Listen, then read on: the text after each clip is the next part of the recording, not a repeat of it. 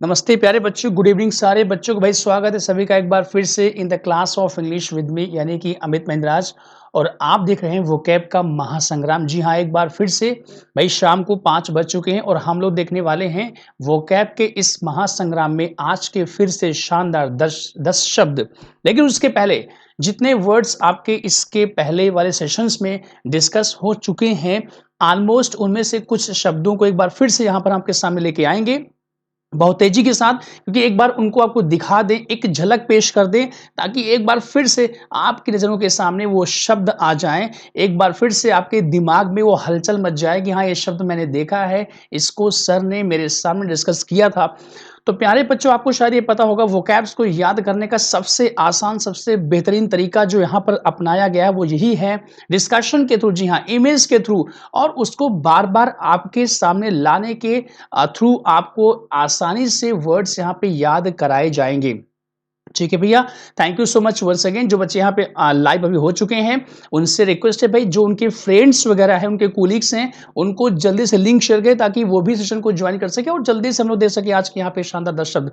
लेकिन उन शानदार 10 शब्दों से पहले एक बार फिर से एज यूजुअल देखते हैं हमारे भाई पुराने शब्द आखिर कौन से थे और बहुत स्पीड के साथ। जी हाँ बच्चों, सबसे पहले एक वर्ड क्लैंडेस्टीन, जिसका मतलब होता है गुपचुप या गुप्त या चोरी से। काइमेरा मतलब भ्रम होता है, वहम होता है।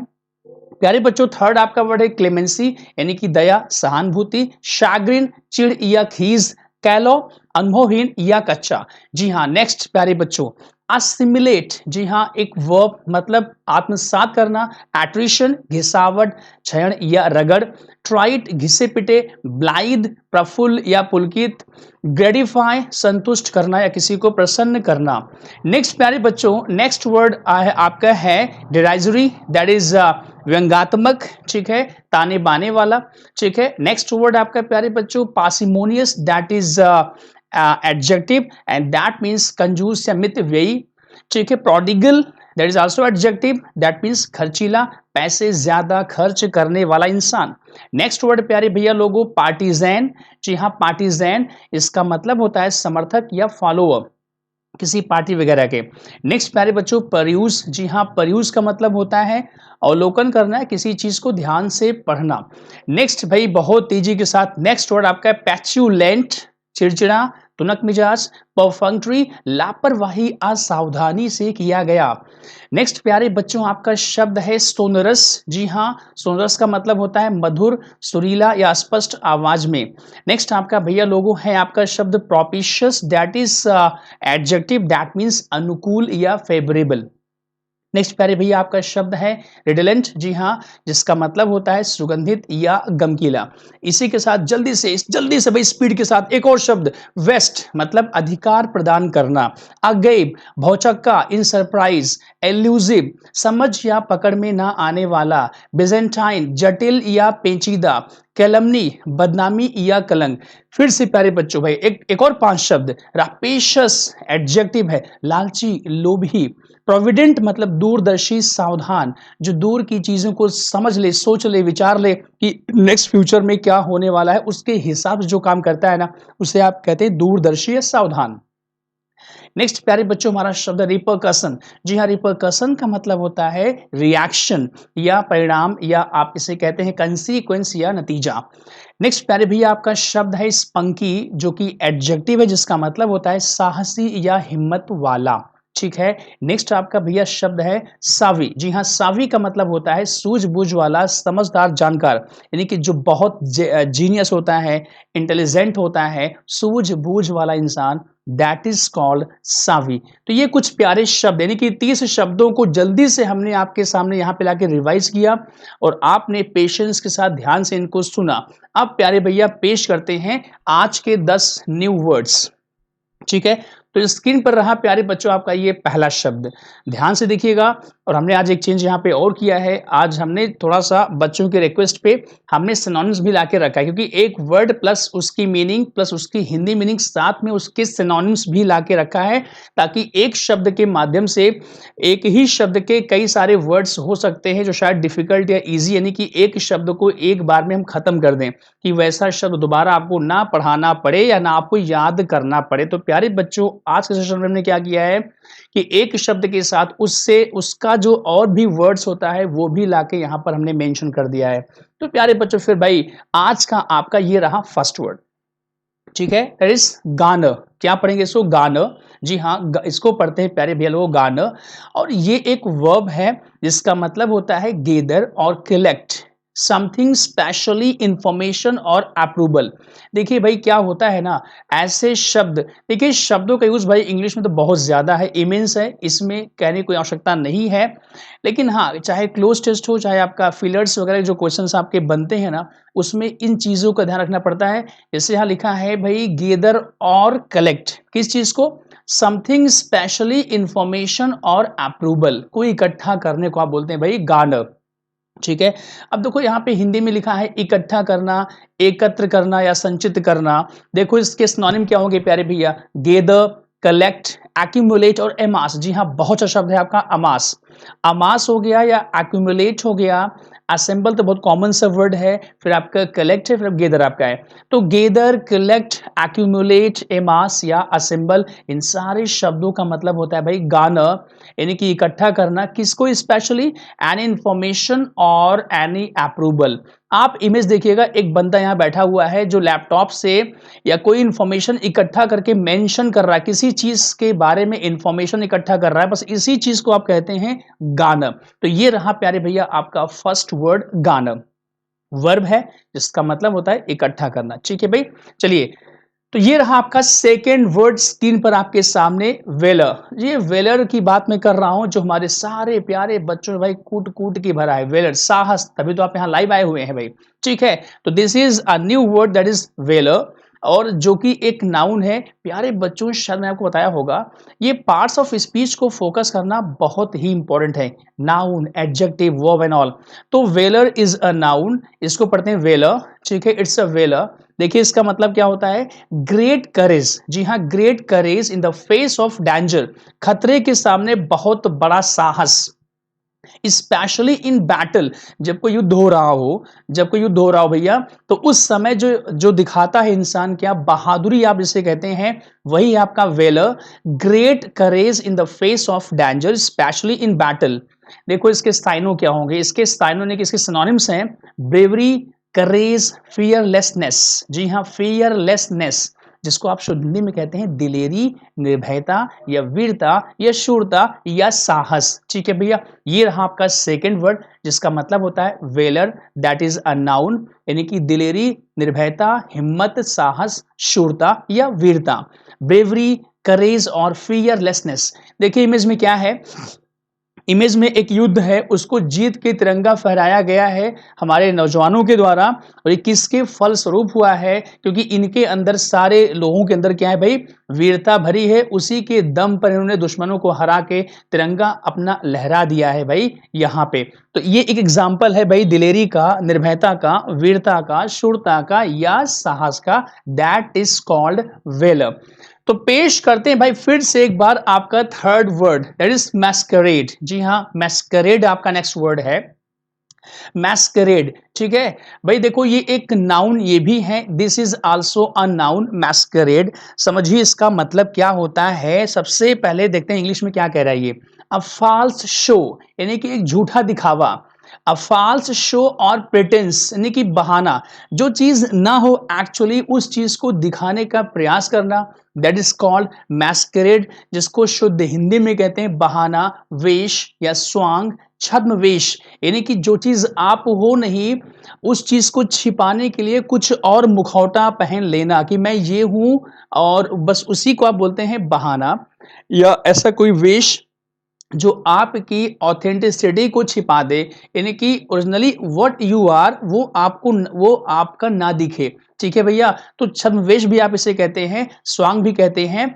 जिसके सिनोनिम्स होते हैं फकीड या डिस्गाइज, ठीक है, या डिसिमुलेशन भी आप इसे कहते हैं, या ब्लफ कहते हैं, या सब्टरफ्यूज भी आप इसे कहते हैं। आप देखिए इमेज में एक बंदा है, अब ये कौन है, कैसा है, क्या है, ऐसा तो है नहीं जैसा दिखाई पड़ रहा है यहाँ पे, ये ऐसा बिल्कुल भी नहीं ऐसा दिखाई पड़ रहा है, इसके पीछे ये कोई और है, लेकिन दिख कुछ और रहा है, बस इसी को आप कहते हैं भैया क्या, मैस्करेड। वेश, स्वांग, छद्म वेश या बहाना, यानी कि जो एक्चुअली हम होते हैं वो चीज छिपा करके बाहर से कुछ ऐसा कुछ मुखौटा लगा करके या ऐसा कुछ बन करके दिखाना अपने आप को, उसी को हम कहते हैं masquerade. This is a noun, a false show और प्रेटेंस। और ऐसा आजकल होता भी है, ठीक है, हमारी सोसाइटी हमारे लोकेलिटी में ऐसा होता है कि इंसान जो है, अब देखो मुखौटा यहाँ तो खैर पहन के दिखाया गया है, लेकिन कुछ लोग ऐसे भी होते हैं जो आपकी पीठ के पीछे कुछ और होते हैं और आपके मुंह के सामने कुछ और होते हैं, आप उनको भी कह सकते हैं भाई you are masquerade for me, right, क्योंकि पीठ पीछे आप जो हैं वो कुछ और है और सामने तो कुछ और आप है, बस इसी को आप कहते हैं मैस्करेड। ठीक है भैया, ये रहा आपका प्यारे बच्चों थर्ड वर्ड। तो बढ़ते हैं भाई फोर्थ वर्ड की तरफ, जिसका नाम है स्लिप शॉट, जो कि आप में से कोई बच्चा नहीं है। स्लिप शॉट का मतलब देखो, स्लिप शॉट एक एडजेक्टिव है ये भाई, जी हाँ, पार्ट्स ऑफ स्पीच में ये एक एडजेक्टिव प्यारे बच्चों है। समझो इसका मतलब क्या होता है, characterised by a lack of care, thought और ऑर्गेनाइजेशन, यानी कि वो इंसान जो थोड़ा सा देखभाल, किसी चीज की केयर ना कर पाता हो, या जिसके अंदर कोई थॉट्स ना हो केयरफुलनेस को लेकर के, सिंपली आप कहते हैं जो लापरवाह हो, जिसको किसी बात की परवाह ना हो, क्या होगा क्या नहीं होगा, क्या करना है क्या नहीं करना है कि नहीं प्यारे भैया लोगों, उसे आप कहते हैं स्लिप शॉट। मैंने बोला मेरा कोई प्यारा बच्चा स्लिप शॉट नहीं है, ठीक है। You all are watchful, you all are prudent, you all are careful, ठीक है। तो स्लिप शॉट क्या है, केयरफुल का एंटोनिम है, यानी कि असावधान, ठीक है, लापरवाह या बेपरवाह या असावधानीपूर्ण, यानी कि आप इसे कहते हैं केयरलेस। जी हाँ प्यारे बच्चों, लैकेडासिकल, बहुत बढ़िया शब्द प्यारे भैया, लैकेडासिकल। लैकेडासिकल का मतलब भी होता है लापरवाह या बेपरवाह। और एक आपका इसका और भाई है स्लैप डैश। जी हाँ, स्लैप डैश का मतलब भी होता है बेखबर, बेपरवाह, असावधानीपूर्ण वाला इंसान, या फिर आपका लापरवाह हो जाएगा। ये सारे शब्द क्या है, इन सब का मतलब प्यारे भैया होता है स्लिप शॉट, स्लैप डैश, लैकेडासिकल या केयरलेस, ठीक है, लापरवाह बेपरवाह आप इसे कह सकते हैं। देखिए इमेज में क्या है, एक इंसान है कुछ लेके जा रहा था, ठीक है ना, और रास्ते में इसने देखा नहीं क्या पड़ा हुआ है, रास्ते में कुछ है, उसी पे शायद ये अटक गया उसी चीज से और नीचे गिर पड़ा, क्योंकि ये बिल्कुल असावधान था, बिल्कुल खोया खोया सा था, ये कहीं कहीं और था, फिजिकली कहीं और मेंटली कहीं और, यानी कि बिल्कुल असावधान लापरवाही की वजह से इसका ये हाल यहाँ पे हुआ जो इसका हो रहा है। बस ऐसे ही इंसानों को बोलते हैं भैया स्लिप शॉट। ये रहा आपका फोर्थ वर्ड। शायद आपको ये फोर्थ वर्ड, आपको या जितने भी वर्ड्स अभी तक आए, शायद ये आपके दिमाग में अब बैठ चुके होंगे। पेश करते हैं प्यारे भैया लोगों द फिफ्थ वर्ड।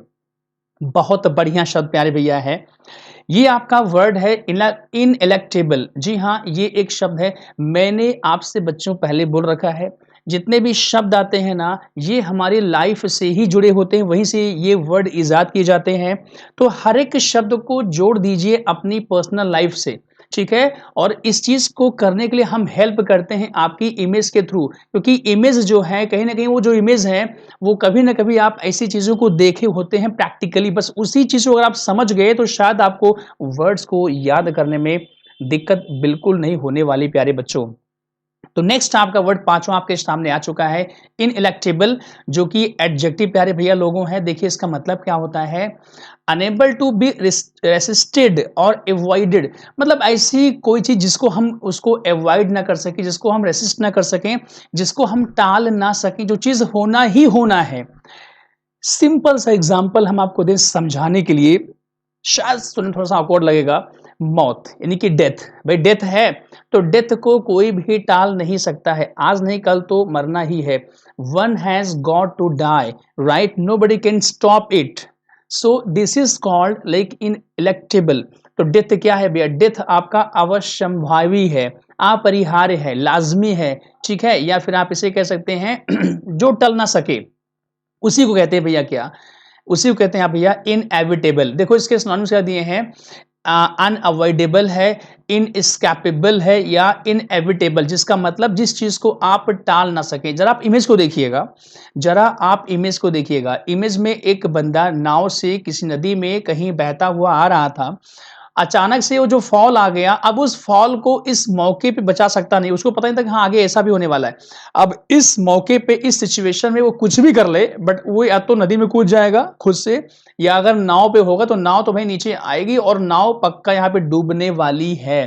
तो ऐसी सिचुएशंस जिसको कोई टाल ना सके, बस इसी को हम कहते हैं भैया इनइलेक्टेबल, अनएवॉइडेबल, इनएविटेबल, इनस्कैपेबल, अपरिहार्य, जिसको परिहार करना नामुमकिन हो, जिसको टालना बिल्कुल नामुमकिन प्यारे बच्चों, बस उसी को हम लोग कहते हैं इनइलेक्टेबल। जी हाँ बच्चों, इसमें आप देख रहे हैं the class of English with me, और आप देख रहे हैं क्लास ऑफ इंग्लिश में वोकैब महासंग्राम, इसमें आपका स्वागत है। और ये रहा आपका पांचवा शब्द, जिसका मतलब होता है अपरिहार्य भैया, ठीक है, लाजमी भी आप इसे कहते हैं। बच्चों पेश करते हैं एक बार फिर से आपका छठा शब्द। जी हाँ, बहुत बढ़िया शब्द आपके सामने आ चुका है, और ऐसा इंसान तो भाई सबकी लाइफ में एक आध तो कोई ना कोई होता ही होता है। जी हाँ, मैंने आपसे बोला वर्ड्स को जोड़िए अपनी प्रैक्टिकल लाइफ से, उसमें अगर आप जाएंगे तो कहीं ना कहीं वो चीज, वो इंसान या वो चीज आपको अवश्य मिलने वाली है। नेक्स्ट आपका शब्द है फॉर पर्सन, ये किसी इंसान के लिए होता है सालेन। जी हाँ, वर्ड आपका है सालेन, और जो कि एक एडजेक्टिव एक बार फिर से है, जरा समझिए इसका मतलब क्या है, बैड टेम्पर्ड एंड अनफ्रेंडली।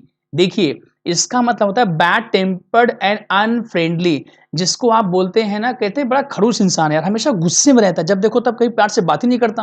वो कोई भी हो सकता है, वो कोई भी हो सकता है जो बैड टेम्पर्ड हो और अनफ्रेंडली हो, जिसको शुद्ध हिंदी में कहते हैं बड़ा खड़ूस इंसान है भाई। जब भी इससे बात करो ना, ये हमेशा ऐसे ही बात, कभी प्यार से तो बोलता ही नहीं है भैया, उसी को आप कहते हैं साइलेंट। देखो इसको साइनो क्या हो जाएंगे प्यारे भैया, ग्रम्पी, टची, पीविश, इंडिग्नेंट या सरली या सल्की। एक बात समझिएगा भाई, एक बार में कितने शब्द आप देखो भाई याद कर रहे हैं, कौन कौन सा, ग्रम्पी बिल्कुल न्यू वर्ड है, टची बहुत कॉमन सा वर्ड है, पीविश, इंडिग्नेंट, सरली या सल्की, इन सारे शब्दों का मतलब है the one who is not friendly, the one who is totally unfriendly, the one who does not talk in lovely manner, that person is called salen. In शुद्ध Hindi we talk about this word बदमिजाज, कर्कश और असभ्य, और in a simple word we can say it खड़ूस, जो बहुत एक common सा वर्ड जिसे आप आसानी समझ सकते हैं भैया, खड़ूस आप इसे कहते हैं, खड़ूस इंसान। जी हाँ, सालेन तो ये आपका छठा वर्ड रहा।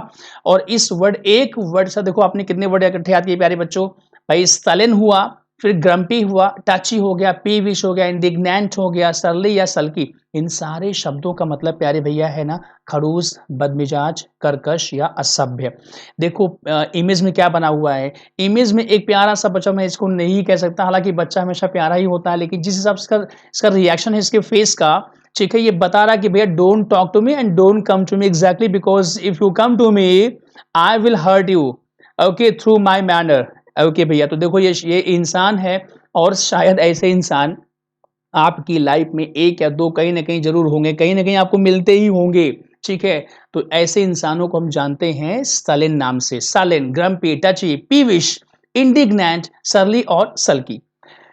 पेश करते हैं प्यारे भैया लोगों द सेवेंथ वर्ड। जी हाँ, the seventh word in front of you, premonition. जी हाँ, इसको पढ़ते हैं प्रेमोनिशन। आपके सामने ये वर्ड आ चुका है, देखिए ये भी एक नाउन है, राइट प्यारे बच्चों, ये एक नाउन है। इसका देखो मतलब क्या होता है, ए स्ट्रॉन्ग फीलिंग, एक ऐसी मतलब बहुत strong feeling that something is about to happen, कि कुछ होने वाला है, स्पेशली समथिंग अनप्लीजेंट, कुछ बुरा होने वाला है, कुछ गड़बड़ सा होने वाला है। लोग कहते हैं ना यार मेरी बाई आंख फड़क रही है आज, और इसका मतलब कुछ गड़बड़ है यार, कुछ तो गड़बड़ होने वाला है भाई दया, कुछ तो गड़बड़ है। यही होता है आपका प्रेमोनिशन।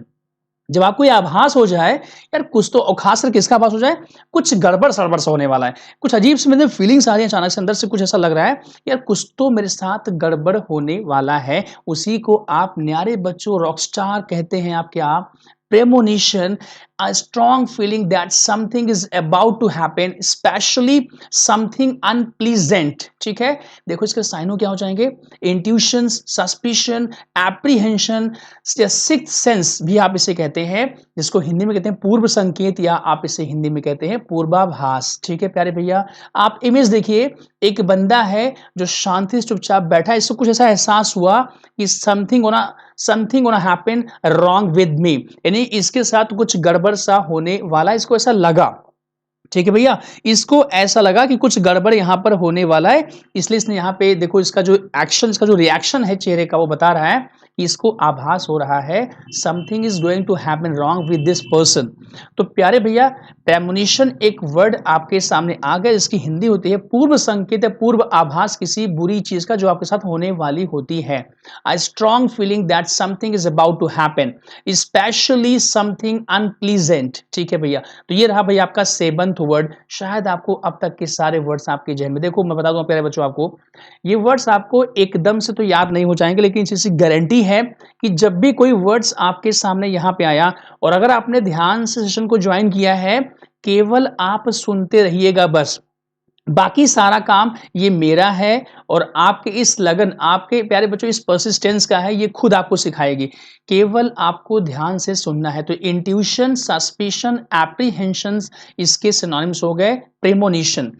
एक बार फिर से भाई प्रकट करते हैं, प्रकट तो नहीं कर सकता मैं, लेकिन हाँ फिर से पेश करते हैं भाई eighth word, that is beckon. जी हाँ, beckon is also an English word, beckon, और ये एक वर्ब है प्यारे भैया लोगों, this is also a verb. Listen this means word, make a gesture with the hand, arm और हेड टू एनकरेज और इंस्ट्रक्ट।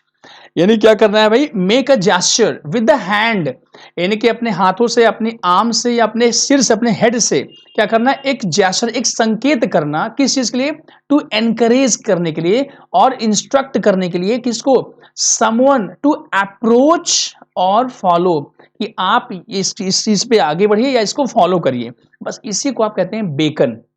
देखिए इसके साइनों क्या हो जाएंगे, जेस्चर, सिग्नल, वेव या जेस्टिक्यूलेट भी आप इसे कहते हैं, हिंदी में कहते हैं इशारे से बुलाना या संकेत से बुलाना। जी हाँ, इशारे से बुलाना या संकेत से बुलाना। ठीक है, जैसे आप कहते हैं ना कभी कभी, ए भैया प्लीज कम हियर, तो when you call like in this way, ओ हेलो प्लीज भैया प्लीज कम टू मी, तो when you call in like using voice, ओ भैया, and you indicate with your hands और eyes etcetera, please come here, this is called beckon. यानी कि एक verb है, make a gesture with the hand, arm और head to encourage और instruct someone to approach और फॉलो। ठीक है, अब भाई देखो यहाँ इमेज देखिएगा, इमेज में एक बंदा यहाँ पे है और किस तरीके से अपने हाथों का यूज कर रहा है, और अपनी इसकी आंखें देखिए जरा भाई, इसके आप आंखें देखिएगा, ये हाथों से तो बुला रहा है और साथ में अपनी आंखों से भी कुछ इशारा कर रहा है भाई कि प्लीज कम हियर या व्हाटएवर। ठीक है, बस इसी को आप कहते हैं भाई बेकन शब्द। तो ये रहा आपका eighth word, that is beckon. पेश करते हैं मेरे रॉक स्टार प्यारे बच्चों नाइन्थ वर्ड आपके सामने। इस समय आप हिस्सा बने हुए हैं वोकैब महासंग्राम के सेशन का। भाई नाइन्थ आपका वर्ड है रेकन। यार रेकन बेकन दोनों सगे भाई हैं क्या? जी नहीं, दोनों सगे भाई नहीं है, दोनों पड़ोसी हो सकते हैं। पड़ोसी इस एंगल से क्योंकि रेकन बेकन बिल्कुल सेम हैं, लेकिन सेम पता है क्यों नहीं है? क्योंकि रेकन का मतलब कुछ और, हालांकि वर्ब ये भी है, ये वर्ब ये भी है, लेकिन समझो इसका मतलब क्या होता है। कभी कभार शायद आपने सुना होगा ऐसा बोलते हुए किसी स्टेटमेंट वगैरह में, yes I reckon it's gonna happen, मतलब मुझे लगता है। देखो रेकन का मतलब पहली बात तो दो होता है, यहाँ पे लिखा है, एक तो होता है बी ऑफ द ओपिनियन, किसी ओपिनियन के अकॉर्डिंग होना, बी ऑफ द ओपिनियन, किसी जैसे मान लो किसी ने कुछ बोला किसी ने, और अगर आप उससे एग्री करते हैं तो वहां पे आप बोलते हैं भाई yes I think, I believe this thing, और आई रेकन, मुझे लगता है कि ऐसा होना चाहिए। तो you can say I think, I believe और आई reckon that it should happen like this. तो वहां पे रेकन एक तो आता है, यानी कि बी ऑफ द ओपिनियन, और दूसरा क्या होता है, expect to do a particular thing, यानी किसी चीज को करने के लिए होने की आशा करना भी होता है भैया आपका रेकन। ठीक है, जो कि एक वर्ब है। भाई आगे देखो इसका साइनो क्या हो जाएगा, एंटीसिपेट या गेस या सपोज, एज्यूम, बिलीव और थिंक यानी कि मानना भी, जैसे मैं इस चीज को ऐसा मानता हूं या आशा करता हूं, एंटिसिपेट गेस करता हूं, सपोज करता हूं, एज्यूम करता हूं, या अनुमान करना या समझना, मैं समझता हूं कि ऐसा है। ठीक है, तो आई थिंक, आई रेकन और I believe it's like this. बस यही प्यारे बच्चों आपका रेकन है। ये रहा आपका 9th शब्द आपका रेकन। देखो ये इंसान है, ये कुछ ऐसा रिएक्शन भाई, कुछ इसने कुछ देखा, कुछ सोचा वोचा होगा, इसको लगा कि हाँ ऐसा कुछ हो सकता है या ऐसा है, तो he is thinking, he is reckoning over here, he is reckoning over here about something. बस यही आपका भाई 9th थोड़ा रेकन हो गया प्यारे बच्चों। और पेश करते हैं आज का 10th वर्ड। जी हाँ बच्चों, ये रहा प्यारे रॉकस्टार बच्चों आज का आपका 10th वर्ड, जो कि मैं कह सकता हूं I can say now here, like कोई बच्चा जो यहाँ पे है मेरा क्राविन नहीं है। बिकॉज क्राविन क्यों नहीं है? बिकॉज क्राविन एक थोड़ा सा नेगेटिव वर्ड है। ये पहली बात तो प्यारे बच्चों आपका एडजेक्टिव है, जरा समझिए इसका मतलब क्या होता है। कंटेम्प्टिबली, लैकिंग इन करेज, कावर्डली, जिसके अंदर साहस ना हो, जिसके अंदर हिम्मत ना हो, जज्बा ना हो, दिलेरी ना हो, ठीक है, उसी को बोलते हैं भाई क्या, क्राविन। देखिए इसके साइनों क्या होंगे, चिकन हार्टेड डरपोक, पिजियन हार्टेड डरपोक, स्पिरिटलेस डरपोक। हिंदी में आप कहते हैं ना कायर, डरपोक, भीरू या बुजदिल कहते हैं इसको भाई, बुजदिल, कायर, डरपोक, भीरू, जिसे आप बोलते हैं क्रावेन, यानी कि आप इसको कावर्डली भी कहते हैं, कावर्डली। ठीक है प्यारे भैया, तो ये हो गया आपका क्रावेन शब्द, जो कि ये एडजेक्टिव है जिसका मतलब होता है डरपोक। कंटेम्प्टिबली लैकिंग इन करेज, लैक मतलब होता है किसी चीज का ना होना, कमी होना, जिसके अंदर साहस ना हो, बस उसी को बोलने प्यारे भैया क्रावेन। ये रहा न्यारे बच्चों, रॉक स्टार बच्चों, आज के आपके 10 शब्द रहे। और जल्दी से हम आपके सामने भाई पेश करते हैं ये 5 शब्द, और फटाक से आप कमेंट बॉक्स में जल्दी से इन 5 शब्दों का आंसर देंगे, जल्दी से फटाक से। और हमें देखना है भाई कि सबसे पहले इन 5 शब्दों की मीनिंग भाई कौन सा बच्चा हमारा दे रहा है। ये तो आपके 5 शब्द रहे, garner, valour, masquerade, slipshod and ineluctable. इन 5 शब्दों की मीनिंग कमेंट बॉक्स में किस बच्चे का सबसे पहले भाई आने वाला है, ये देखने वाली बात है। जी हाँ प्यारे बच्चों, please go fast and give the meaning of these all the 5 words. ठीक है, garner, valour, masquerade, slipshod and inelectable. These are the 5 words. Let's see who is going to give the meanings of all these 5 words very first.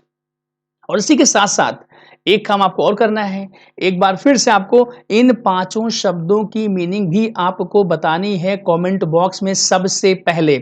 भाई मैं देख रहा हूं यहां पर किस बच्चे का अब तक सही आंसर जी हाँ आया है।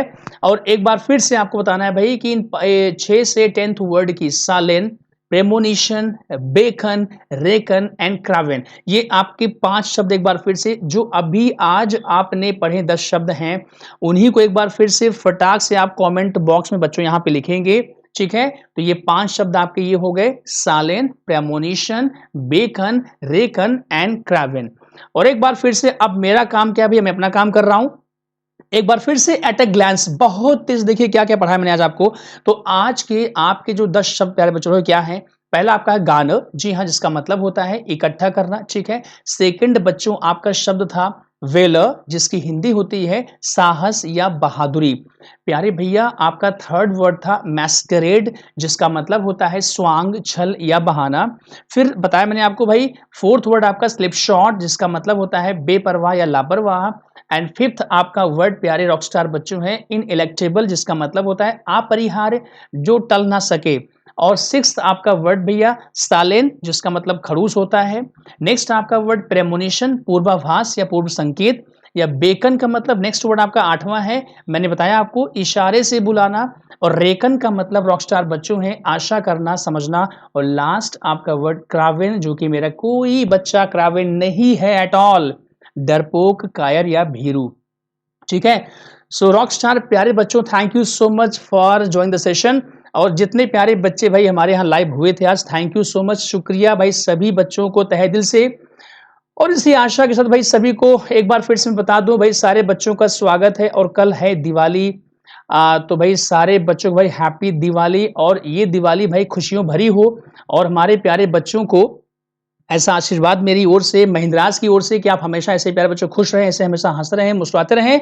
और जल्दी से भाई ईश्वर ऐसा करे, भगवान ऐसा करें, माँ दुर्गा ऐसा करें कि मेरे सारे प्यारे बच्चों की जो चाहत, जो इच्छा है, यानी कि गवर्नमेंट जॉब, प्यारे बच्चों को एक जॉब भाई नेक्स्ट दिवाली पे सब बच्चों को भाई मिल जाए। So thank you so much प्यारे बच्चों। इसी आशा के साथ एक बार फिर से मुलाकात आपसे नेक्स्ट डे होगी ठीक इस समय प्यारे बच्चों। और आशा करता हूँ कि शायद आपको ये शब्द याद करने में शायद कोई मुश्किलात का सामना नहीं करना पड़ रहा होगा प्यारे भैया। Thank you so much and don't forget to write down these all the words in your diary. So thank you class, thank you so much, have a good day प्यारे बच्चों, good night I should say, and भाई जय Hind. Thank you class, thank you.